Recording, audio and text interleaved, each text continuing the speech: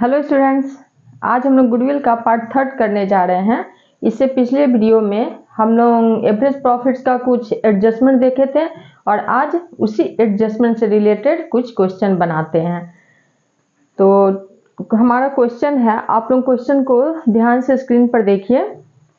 हमारा क्वेश्चन है, Hari and Kishan are partner sharing profits and losses in the ratio of 2:1. They admit Shyam as a partner for 1/5 share. For this purpose, the goodwill of the firm needs to be valued on the basis of 3 years purchase of last 5 years average profits. The profits for the last 5 years were 2012 13 50,000, 13 14 40,000, 14 15 78,000, 15 16 loss हुआ है 25,000 का, 16 17 55,000। और हमारा adjustment है, calculate goodwill of the firm after adjustment for the following. The profit of 2013-14 was calculated after charging 5,000 for abnormal loss of goods by fire. Second number है adjustment, the firm had incurred ₹8,000 on normal repairs of machinery on 1st April 2014, but it was wrongly debited to machinery account. Third number है, on 1st April 2016 the firm had purchased a furniture for ₹20,000 and it was debited to office expenses. Depreciation is to be charged on furniture at the rate of 10% per annum on straight line method.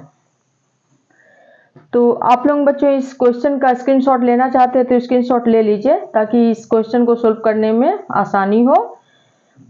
और पहला number देख रहे हैं कि abnormal loss है और दूसरा number है नॉर्मल रिपेयर्स, मतलब रेवेन्यू एक्सपेंस को कैपिटल एक्सपेंस मान लिया गया है। और थर्ड नंबर में है कैपिटल एक्सपेंस को रेवेन्यू एक्सपेंस माना गया है। तो अब इस क्वेश्चन को हम लोग सोल्व करते हैं। तो पहले प्रॉफिट लिख लेते हैं, ईयर एंड प्रॉफिट्स। ये हो गया हमारा ईयर्स, ये प्रॉफिट्स। ईयर्स है 2012 और 13, 50,000 प्रॉफिट है। 13 14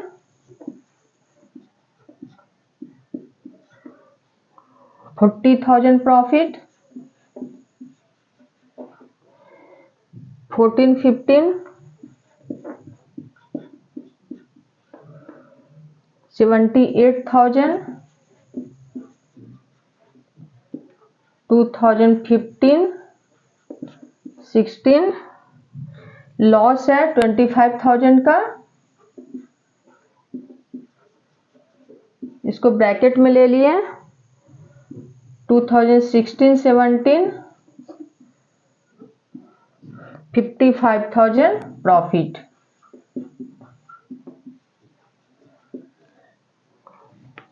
अब इसका एडजस्टमेंट करेंगे। ये यहाँ 2012-13 का मतलब है बच्चों 1 अप्रैल 2012 से 31 मार्च 2013, 1 अप्रैल 2013 से 31 मार्च 2014। ये आएगा 31 मार्च और ये 1 अप्रैल, 1 अप्रैल। और अब इसका एडजस्टमेंट करते हैं।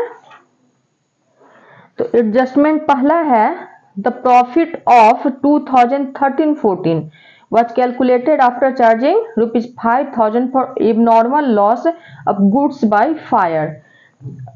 आग से नुकसान हुआ 5,000 रुपये का। ये एबनॉर्मल लॉस है, तो एबनॉर्मल लॉस का बताए थे क्या करना है, 2013-14। तो ये वाला, ये इस ईयर में हुआ है लॉस। तो लॉस को क्या करते हैं, लॉस क्या करता है, प्रॉफिट को कम करता है। तो प्रॉफिट को बढ़ाने के लिए क्या करेंगे, ऐड करेंगे। तो इसमें 5,000 क्या करेंगे, ऐड कर देंगे। तो कितना हो जाएगा एवरेज प्रॉफिट, तो इसमें टोटल प्रॉफिट कितना हुआ 45,000। अब सेकेंड नंबर एडजस्टमेंट देखते हैं। The firm had incurred ₹8,000 on normal repairs of machinery. Machinery का रिपेयर्स कराया गया जिसका चार्ज हुआ 8,000 और उसको बाय मिस्टेक मशीनरी अकाउंट में डेबिट कर दिया गया। मशीनरी अकाउंट में बैलेंस शीट का एसेट साइड में 8,000 ले लिया गया। मशीनरी अकाउंट लिख करके 8,000 ले लिया गया, लेकिन लेना कहाँ चाहिए था प्रॉफिट एंड लॉस अकाउंट में। तो 8,000 रुपया प्रॉफिट एंड लॉस अकाउंट में नहीं लिया गया। जब एक्सपेंस छूट गया, एक्सपेंस नहीं लिया गया, तो प्रॉफिट बढ़ गया। जब एक्सपेंस हम कम कर दिए 8,000 रुपया से, ये कहाँ लेना चाहिए था प्रॉफिट एंड लॉस अकाउंट में।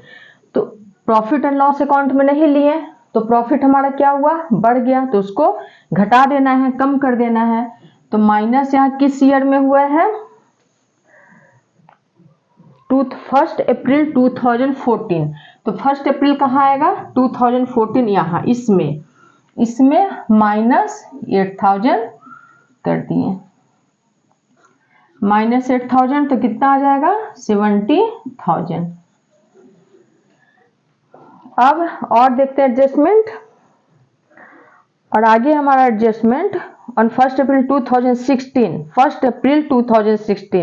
the firm had purchased a furniture for ₹20,000 and it was debited to office expenses। 1 अप्रैल 2016 कहाँ आएगा इसमें आएगा, 1 अप्रैल 2016 इसमें। तो फर्नीचर लिया गया 20,000 को, 20,000 का फर्नीचर लिया गया जिसे प्रॉफिट एंड लॉस अकाउंट में ऑफिस एक्सपेंस के नाम से डेबिट कर दिया गया। तो ये क्या किया एक्सपेंस को बढ़ा रहा है। तो एक्सपेंस जैसे ही बढ़ेगा उससे क्या होगा प्रॉफिट कम हो जाएगा।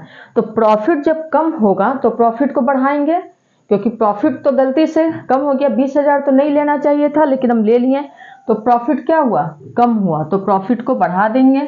तो प्लस हो जाएगा 20,000। तो 20,000 से ये क्या हुआ 20,000 प्लस कर दिए। और आगे देखते हैं, आगे इसमें क्या है क्वेश्चन में, depreciation is to be charge on furniture at the rate of 10% per annum on straight line method.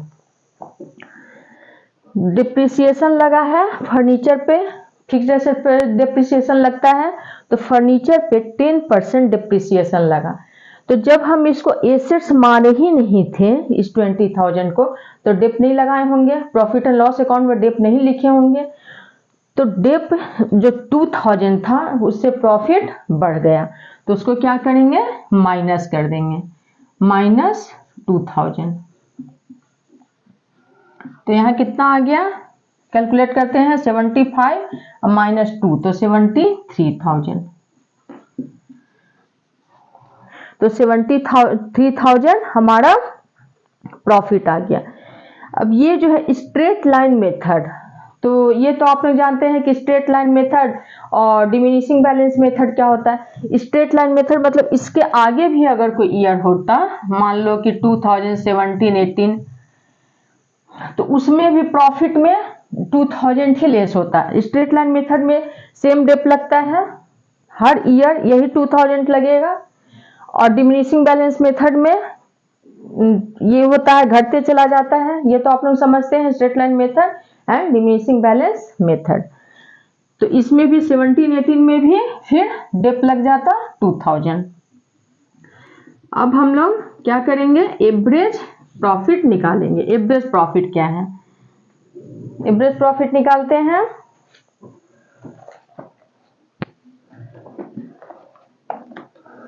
Average profit हो गया, शॉर्ट में लिख रहे हैं average profit, total profits. Average profit का क्या होता है formula, total profits by number of years. तो टोटल प्रॉफिट कितना हो जाएगा, यहां इसको टोटल कर लेते हैं। तो टोटल करके कितना आएगा, इसको कैलकुलेट करके देखते हैं। टोटल करके आ जाएगा 2,13,000, 2,13,000। तो यहाँ टोटल प्रॉफिट्स ले लिए 2,13,000 बाई नंबर ऑफ ईयर्स 5। अब एवरेज प्रॉफिट कितना आएगा कैलकुलेट करते हैं, 42,600।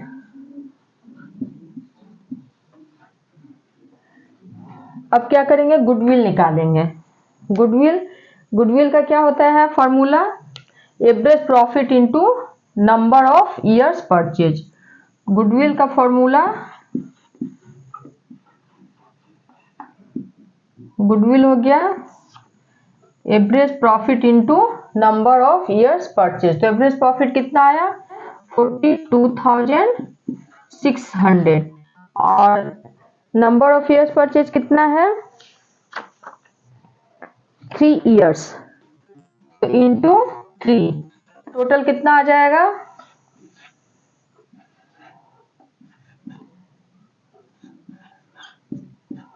1,27,800। ये क्वेश्चन आप लोगों को अच्छी तरह से समझ में आ गया।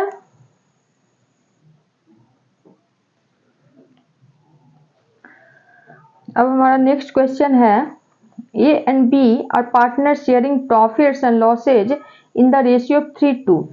They admit C as a partner for 1/4 share. For this purpose, the goodwill of the firm has to be valued on the basis of 3 years purchase of last 4 years average profits. The profits for the last 4 years were 2013-14 37,000. After charging voluntary retirement compensation of rupees 3,000, 14-15 44,000, includes lottery income of rupees 7,000, 15-16 27,000 loss, 16-17 53,000, excludes salary of rupees 6,000 to a manager now to be paid.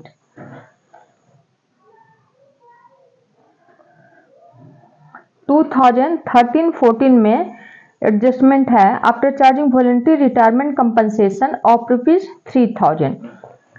किसी firm को अपने worker को अचानक voluntary retirement देना पड़ गया, तो जब वॉलंटरी रिटायरमेंट देगा तो कंपनसेशन भी पे करेगा फर्म। तो कंपनसेशन ये क्या हुआ, एबनॉर्मल लॉस हुआ, तो एबनॉर्मल लॉस की वजह से प्रॉफिट कम हो गया। तो जब प्रॉफिट कम हुआ तो प्रॉफिट को क्या करेंगे, बढ़ा देंगे। एबनॉर्मल लॉस को क्या करते हैं, प्लस करते हैं, ऐड करते हैं।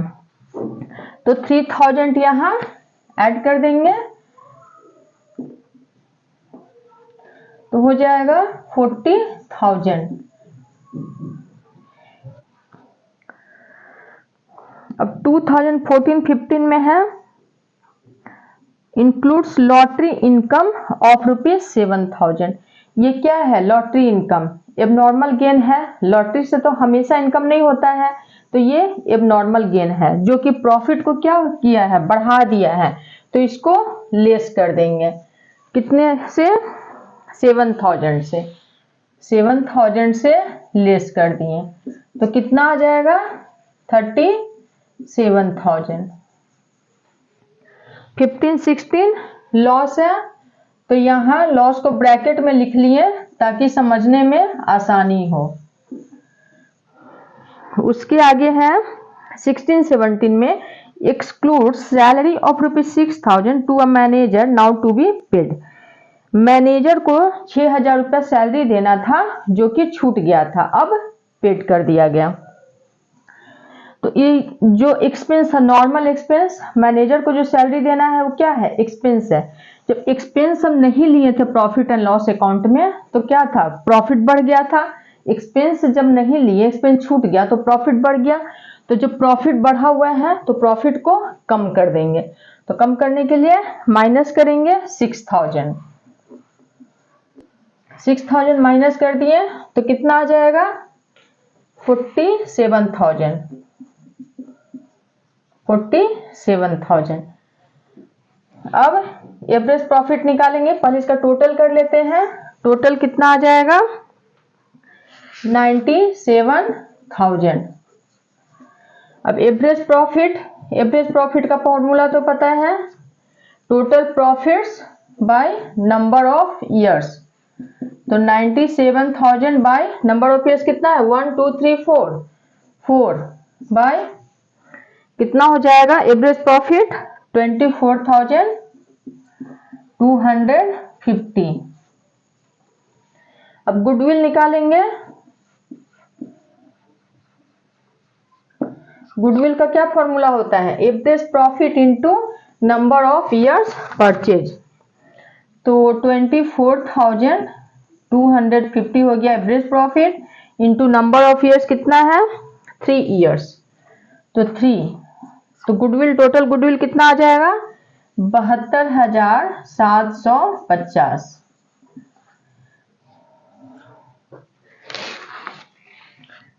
आई होप आप लोगों को आज का ये दोनों क्वेश्चन अच्छी तरह से समझ आ गया होगा।